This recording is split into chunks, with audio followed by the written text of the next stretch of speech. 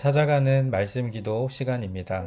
사순절 33일 차인 오늘도 하나님의 은혜가 성도님들의 가정과 일터와 삶의 자리 가운데 넘치시기를 주님의 이름으로 축복합니다. 오늘 우리에게 주시는 하나님의 말씀은 누가복음 23장 39절부터 43절까지 말씀입니다. 달린 행악자 중 하나는 비방하여 이르되 네가 그리스도가 아니냐 너와 우리를 구원하라 하되, 하나는 그 사람을 꾸짖어 이르되 네가 동일한 정죄를 받고서도 하나님을 두려워하지 아니하느냐. 우리는 우리가 행한 일에 상당한 보응을 받는 것이니 이에 당연하거니와 이 사람이 행한 것은 옳지 않은 것이 없느니라 하고, 이르되 예수여 당신의 나라에 임하실 때에 나를 기억하소서 하니, 예수께서 이르시되 내가 진실로 내게 이르노니 오늘 네가 나와 함께 낙원에 있으리라 하시니라. 아멘.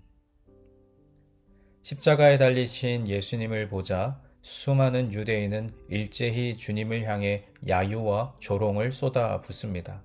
만일 네가 하나님께서 보내신 그리스도라면 십자가 위에서 내려와 봐라. 성난 군중은 예수님을 향해 돌이라도 던질 기세였습니다. 로마 병사들도 비꼬는 말투로 예수님을 유대인의 왕이라 부르며 조롱했습니다. 십자가에 달리신 예수님 옆에는 두 사람이 각각 좌편과 우편에 십자가에 매달려 있었습니다. 성경은 이 사람들을 가리켜 행악자라고 기록하고 있습니다. 그 중에 하나는 예수님을 향해 조롱하고 비방하는 유대인들의 목소리에 동조하여 예수님에게 이렇게 말합니다. 네가 분명히 그리스도라고 하지 않았느냐? 그리스도라면 내 자신과 우리를 십자가에서 구원해야 하는 것 아니냐? 그리스도라고 말로만 떠벌리지 말고 우리를 구원해 보아라. 이 행악자는 십자가 위에서 죽어가는 그 순간에도 예수님을 비방했습니다. 인류 역사상 십자가에 달리신 예수님과 대화를 나눈 사람은 손에 꼽을 정도인데, 그중 한 사람은 자신을 구원할 메시아를 바로 옆에 두고서도 메시아를 알아보지 못했습니다. 오히려 그의 유일한 소망이요 구원자 되시는 예수님을 비방하고 조롱했습니다. 그는 육신적으로는 예수님의 십자가에서 가장 가까이에 있었지만 그의 영혼은 예수님과 가장 멀리 떨어진 곳에 있었습니다. 그는 십자가에서 고통당하고 계신 예수님을 향해 큰 소리로 욕하고 윽박질렀습니다. 그 결과 그는 영생에서 가장 멀리 떨어진 사람이 되고 말았습니다. 이러한 모습은 오늘날 우리 주변에서도 많이 찾아볼 수 있습니다. 평생 교회를 다녔음에도 십자가의 은혜를 알지 못하고 예수님께서 내 인생에서 어떤 의미가 있으신지 전혀 깨닫지 못하는 비참한 영혼들이 우리 주변엔 너무나도 많습니다. 예수님이 누구십니까? 라는 질문에 대해 단순히 성경 지식을 가지고 머리로 대답하는 것이 아니라 나의 전 존재와 영혼의 고백으로 주님은 그리스도시요 살아계신 하나님의 아들이십니다 라고 대답할 수 있을 때 비로소 우리는 십자가에 달리신 예수 그리스도와 상관이 있는 자가 될 수 있습니다. 이처럼 예수님을 비방하는 행악자에 비해 하나님을 두려워하며 예수님께 믿음을 고백한 행악자도 있었습니다. 두 사람은 예수님에 대해 전혀 다른 반응을 보여주었습니다. 이 사람은 예수님을 조롱하는 그 행악자를 꾸짖습니다. 아니 이 사람아, 너도 그리스도와 똑같은 십자가 처형을 받고 있으면서 하나님이 두렵지도 않느냐? 우리는 우리가 저지른 죄가 있기 때문에 마땅히 벌을 받는 것이지만 이분은 잘못한 일이 아무것도 없다라고 꾸짖습니다. 그는 이 말을 통해 두 가지를 고백했습니다. 첫째는 자신이 죄인임을 고백했습니다. 자신들이 받는 형벌은 범법 행위에 상응하는 정당한 것이라는 고백이지요.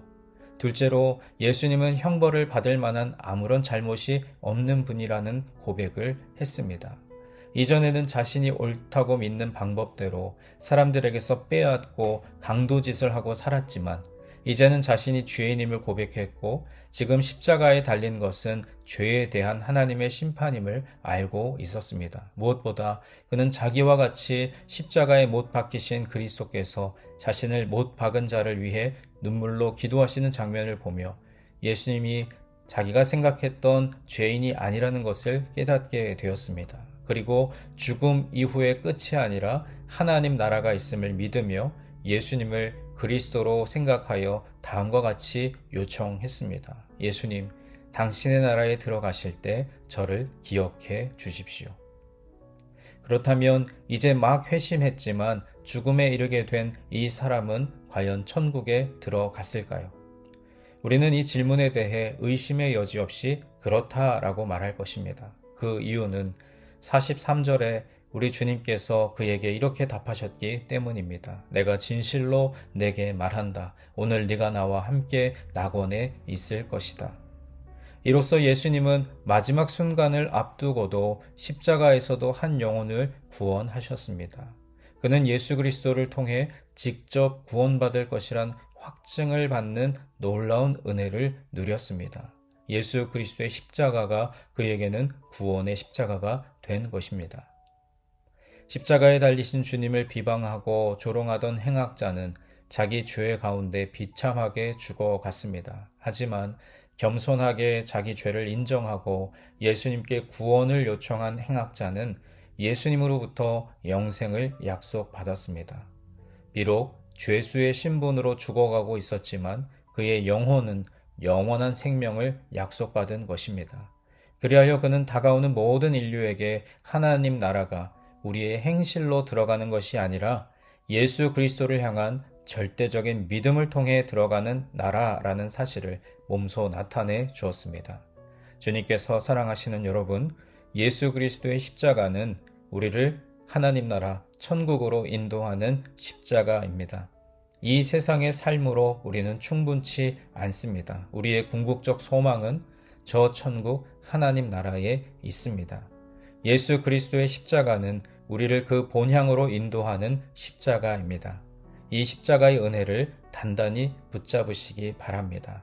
그리하여 마지막 찬란한 영광의 날에 십자가를 통해 우리를 본향으로 인도하신 예수 그리스도와 함께 영원한 저 천국에 거하는 우리 모두가 되기를 주님의 이름으로 간절히 축원합니다. 이제 오늘 주신 말씀을 붙들고 기도하겠습니다.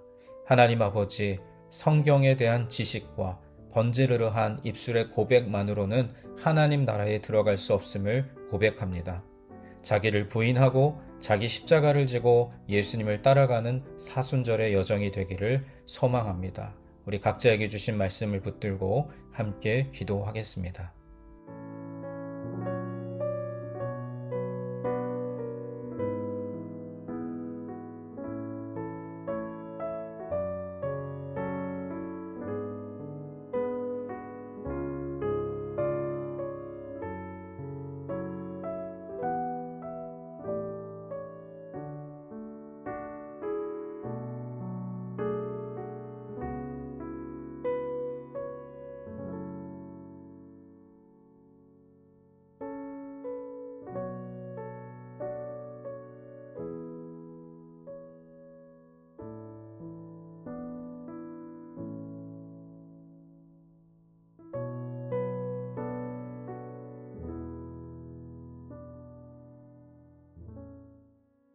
두 번째로 교회와 교우들을 위해서 기도하겠습니다. 특별히 환우들과 장기 결석자들 그리고 교회의 어려운 상황들로 인해 떨어져 나간 교우들을 위해 기도하겠습니다.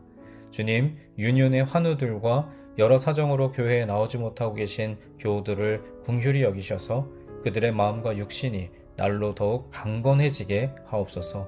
어디 있든지 늘 주님과 동행하는 삶을 살게 하옵소서. 우리 교회와 교우들을 위해 함께 기도하겠습니다.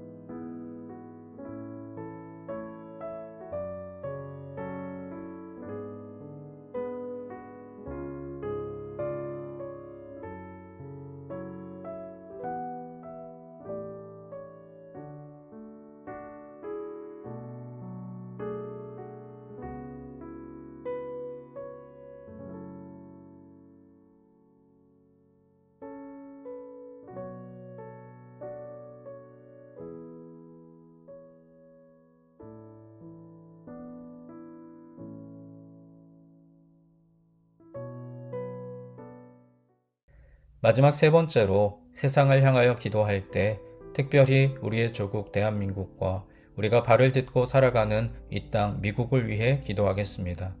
하나님, 대한민국과 미국의 지도자들을 바로 세워주시고 주님의 말씀이 조국과 이 땅 위에 바로 서게 하여 주옵소서. 경제, 정치, 외교, 문화, 사회적으로 어려운 상황들을 극복할 수 있는 지혜를 더하여 주옵소서. 또 우리 각자가 가지고 계신 기도의 제목 주님 앞에 아뢰며 삶의 자리로 나아가겠습니다. 기도하겠습니다.